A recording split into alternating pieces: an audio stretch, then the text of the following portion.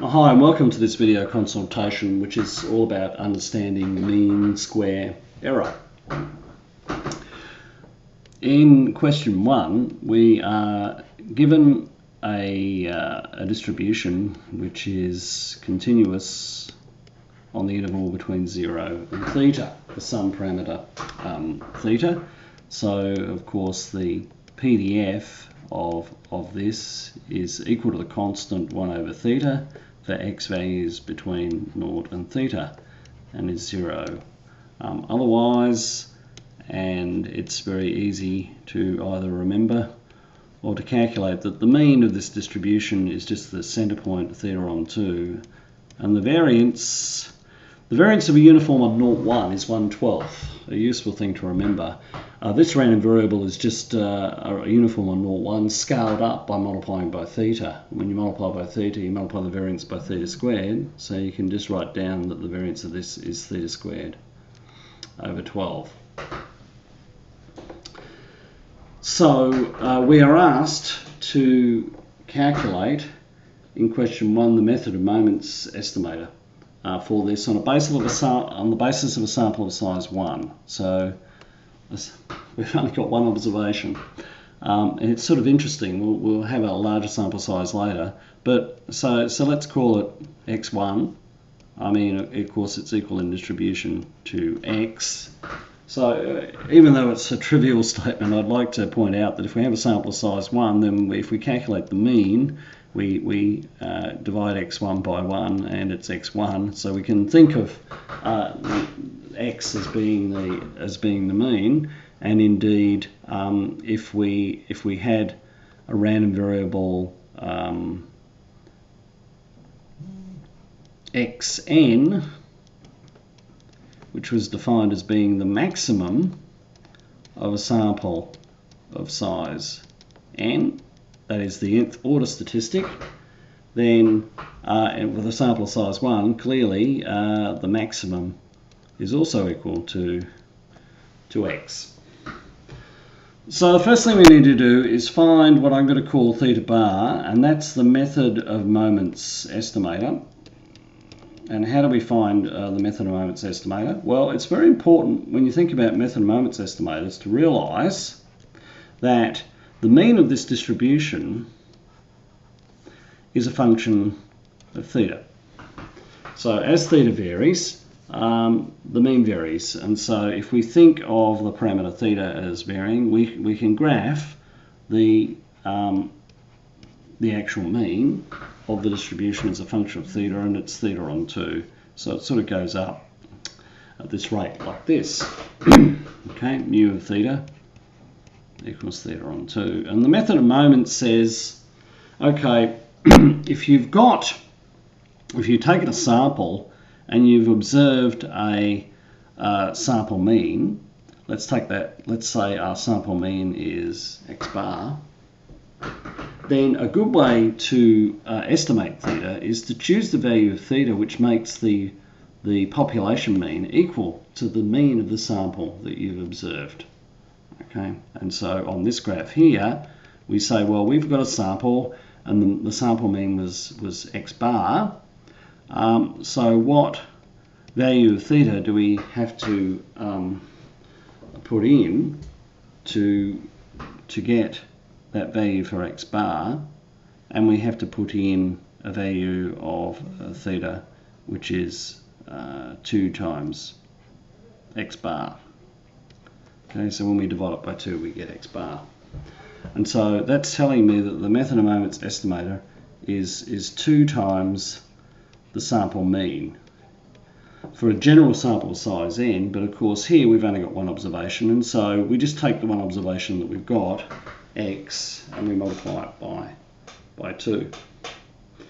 So that's question 1. The expected value of the method of moments estimator is 2 times the expected value of x, which is theta.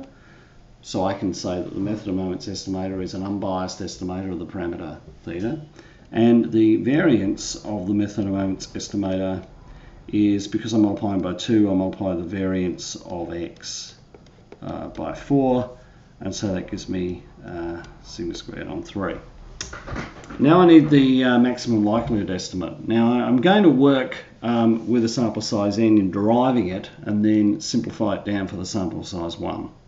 So the important thing here, and I'm going to do this in a simulation, but I also want to do it just by writing, is that if I have consider this axis to be the different values of the parameter theta, then if theta was 1, then I know that the height of the density would be 1 because it's a uniform density. But if theta was 2, then the height would be halved and it would look like this. And if theta was 4, then it would halve again like this. Now I'll show you this in a minute, but I want you to use your imagination at the moment. Theta has a big impact on this distribution. It's the threshold. As theta changes, values that were possible or impossible before become possible. So if theta is 1, you can't observe a number bigger than 1. If theta is 2, you can observe numbers between 1 and 2 that you couldn't observe before. So, you know, parameters affect distributions in different ways, and a lot of the theory we do is your intuitive understanding of it will be assisted if you can look at a distribution and look at its parameters and say, what do these parameters do to this distribution? It's always a useful question to ask. So imagine here, you know, moving theta up and down here, and as it moves up and down, the density becomes more concentrated over the region between 0 and theta. Now down here, immediately below, because I want a maximum likelihood estimator, I'm going to write the likelihood function. So of course, for different values of the parameter, different samples will have different likelihoods. Now this is a function of the data as well. So let's say I've observed a random sample of size n, and I've got x1 and I've got x2 and x3 and x4 and a bunch of possible other x's in here as well. And what I'm doing is I'm trying to graph the likelihood of this sample for different values of theta and then choose the value for theta which has maximum likelihood. And the really critical thing that you need to understand, pardon me, and you can see it, you can see this argument algebraically, but it may not click. The really important thing you need to understand is that if this is your sample and these xi have been observed and they are fixed, they've been observed, they're not going to change, they're just sitting there. It's the sample that you've observed. And you're trying to write down the likelihood of the sample for different values of the parameter. If theta is 1 here, then all of the points are between 0 and 1. And so if there are any points above that, and here there certainly are, the likelihood of this sample is 0. And if theta is 2, then you can only get values between 0 and 2. And the likelihood of this sample, because it's got values above 0, is 2. And this argument applies all the way up to x4 in this case. Not because it's x4, but because it's the maximum of the xi. And only after theta gets past here do you rise above 0 and actually start to get some likelihood. So it's always easier to visualize these things in a dynamic simulation. So here is one in Maple. Now the uniform distribution is shown by the red curve. So here theta is equal to 5 and the height is 1/5 over this whole range. Now I haven't shown them on the axis, but I'm assuming here that I have, for illustrative purposes, a sample of size 3. And I'm interested in the likelihood of that sample for different values of theta. And the values of the sample are, there's one observation at 1, there's one here just below 1.5, it's at 1.4, and the maximum of the 3 observations is actually at 2. And so if theta is 5, you can see that the likelihood of the observation at 1 is given by this height, and the same here and the same here. Now of course, because it's a uniform distribution, the 3 likelihoods are all equal to 1/5, and so the likelihood of this sample is just 1/5 cubed, or 1 on 125, and this likelihood is plotted here as the green curve. So the height of the green curve here is 1 on 125, being 1/5 times 1/5 times 1/5. So let's see and look what happens to the likelihood of the sample as theta goes below 5, but stays above 2.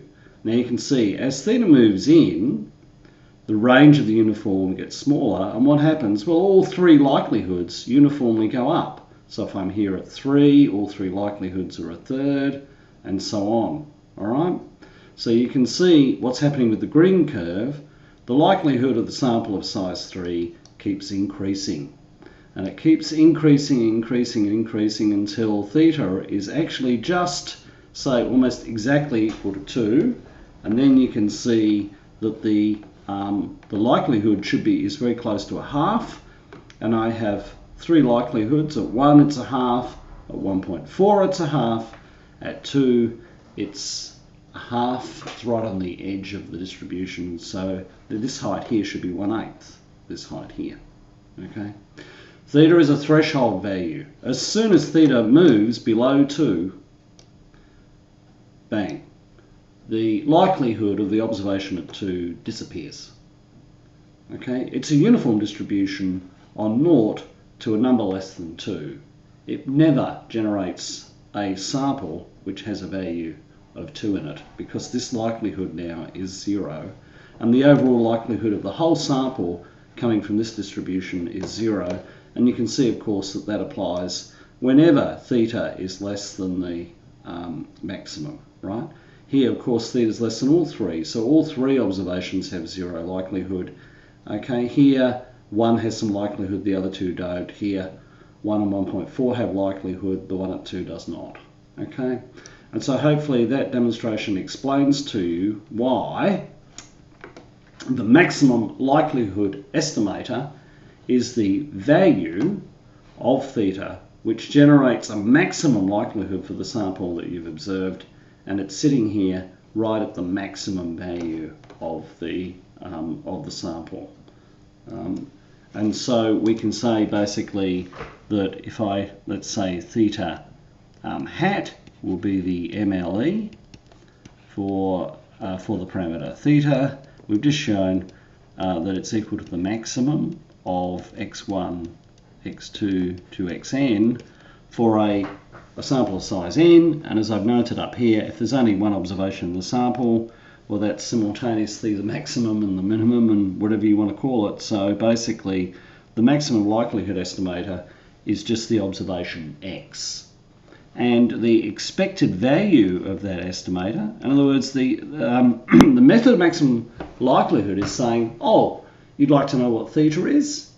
The value of theta that maximizes the likelihood of observing what you've observed is actually just the value x. Now it turns out that the expected value of x is theta on 2, and so seeing that the MLE is for theta, it's quite biased. It's not on average equal to theta at all. It's a half of theta, this maximum likelihood estimate. And of course the variance of, oh sorry, I shouldn't have written x there, I should have written theta hat, because I'm talking about the expected value of the MLE, and the variance of the MLE is just of course the variance of x, which is sigma squared on 12. You have 2 principles for generating an estimator: the method of moments and the method of maximum likelihood. The method of moments says if you're interested in theta, take your single observation and double it. The method of maximum likelihood says if you're interested in theta, just simply take the observation x. So there you go. One is telling you x and the other one is telling you 2x. So they disagree. What do you do about this? How do you compare them? Now, one thing you have to do here is you have to realize that the method of moments estimator is unbiased, but its variance is sigma squared on 3. The maximum likelihood estimator is biased. Its expected value is theta on 2, but its variance is quite a bit smaller than the variance of the method of moments estimator. So which one would be better for estimating theta? How do you make a decision like that? And that's where the principle of mean square error comes into play. So what I'd like you to do is try to tackle question 3. You'll need to understand what a mean square error is and derive a special formula for it. and then you need to compare the mean square errors of these two estimators, hopefully to give you some guidance as to which one you would use. In this strange situation where one principle says use X and the other principle says use 2X. So have a go at question 3 and then come back to the next video in this sequence.